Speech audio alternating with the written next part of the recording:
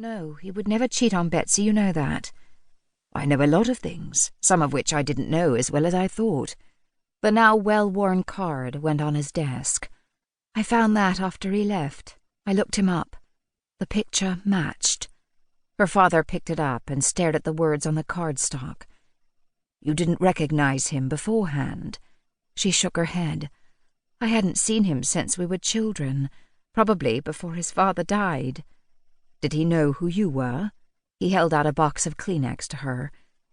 Thank you, she whispered, taking one. I don't think he did. I told him my name was Star. So you want me to march in there and inform them that he's the father of your child when he doesn't even know he slept with a princess, much less the daughter of his father's best friend? I didn't ask you to do anything.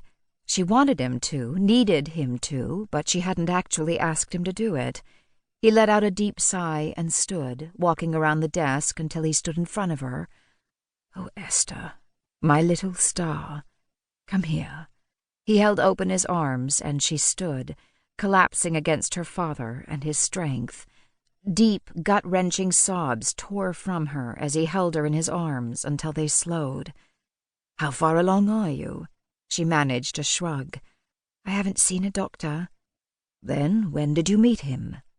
Earlier last month when I went to that resort in Islas del Sargasso. Jacqueline Grace was supposed to go with her, but had taken sick and decided to stay home. Given the security already inherent at the private resort, she'd only taken minimal security of her own and was left basically to her own devices, especially when she essentially didn't leave her hut for several days in a row. Either her small security team didn't know Dare stayed with her those days, or chose to keep their mouths shut since she wasn't in any danger. 6 weeks ago? Something like that. He moved away from her, and her father disappeared to be replaced by his king persona. I have to go see them in 90 minutes or so anyway. Get cleaned up, you're coming with me, and we'll deal with this together.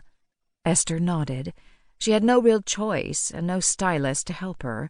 She'd have to do her best and pray she didn't look like an absolute mess when she came face to face with Dare again. No, not Dare.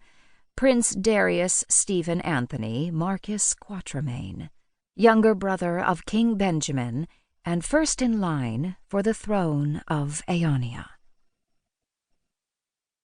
Darius didn't know why he'd been asked to attend this meeting with his brother and uncle. He didn't even know who else would be there. As long as he could, he'd stay in the background. None of it concerned him. He arrived in Isaiah's office to find only his uncle present. Where's Benjamin? His uncle didn't look up from his paperwork. He won't be joining us. Who is us? Edward. Who was Edward? Darius didn't ask, not when Isaiah was in this kind of mood. The intercom buzzed. Isaiah reached out and pressed the button so a tone would sound in the other room. A minute later, another door opened and a man walked in. Oh, that Edward. King Edward of San Majoria. Isaiah didn't look up from his desk, but waved toward the seats across from him. What do you want?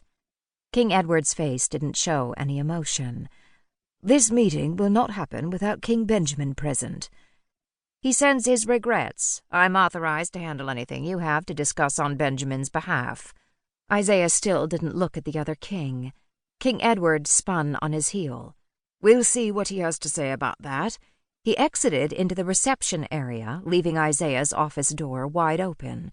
Did he know Benjamin's office wasn't the one next door? He must, because he walked through the outer office and started for the stairs. One of the security guards, a bald one whose suit said he was more senior than most, let him pass but followed in his wake as King Edward turned and went up the stairs leading to the monarch's suite of offices. "Benjamin!" His yell could be heard in Isaiah's outer office. With a string of muttered curses, Isaiah finally pushed back from his desk. Darius stayed a step behind his uncle as he strode purposely toward Benjamin's office. He's not here. He has another engagement, Isaiah told King Edward as he entered Benjamin's office, the one King Edward had entered without being invited. King Edward sat down, unbuttoning his suit coat as he did. I'll wait, but I won't wait long. Benjamin will be here, as will both of you, in the next 15 minutes. Otherwise...